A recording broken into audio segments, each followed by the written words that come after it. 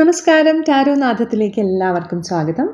ഇന്നത്തെ റീഡിംഗ്, നിങ്ങളിപ്പോൾ മനസ്സിൽ ആലോചിക്കുന്ന ഒരു വ്യക്തി എന്ത് സിറ്റുവേഷനിലൂടെയാണ് കടന്നു പോകുന്നതെന്നും ആ വ്യക്തി നിങ്ങളെക്കുറിച്ച് ഇപ്പോൾ എന്താണ് ആലോചിക്കുന്നതെന്നും അറിയാൻ വേണ്ടിയിട്ടാണ്.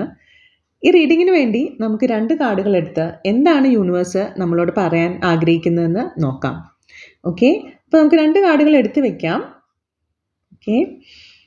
ഓക്കെ, നമുക്ക് കാർഡുകൾ എന്തൊക്കെയാണോ കിട്ടിയേക്കുന്നതെന്ന് നോക്കാം.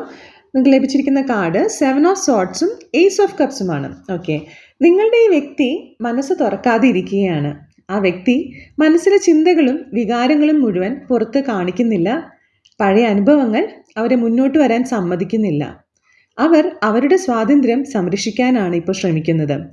ഒരു തരത്തിൽ നോക്കിയാൽ അവർ സ്വാർത്ഥരാവുകയാണ് ഇവിടെ. നിങ്ങളുമായുള്ള അടുപ്പം സൂക്ഷിച്ച് മുന്നോട്ട് കൊണ്ടുപോകാനാണ് അവർ തീരുമാനിക്കുന്നത്. ഇനി നിങ്ങളെക്കുറിച്ചുള്ള ചിന്ത, അത് ഏസ് ഓഫ് കപ്സ് ആണ് വന്നിരിക്കുന്നത്. അവർ തുറന്നു പറയുന്നില്ലെങ്കിലും അവർക്ക് ഹൃദയത്തിൻ്റെ ആഴത്തിൽ നിങ്ങളോട് സ്നേഹം മാത്രമാണുള്ളത്. ഒരു പുതിയ തുടക്കം അവർ ആഗ്രഹിക്കുന്നുണ്ട്, പക്ഷേ ഇത് തുറന്നു പറയാൻ അവർക്ക് സമയമെടുക്കും.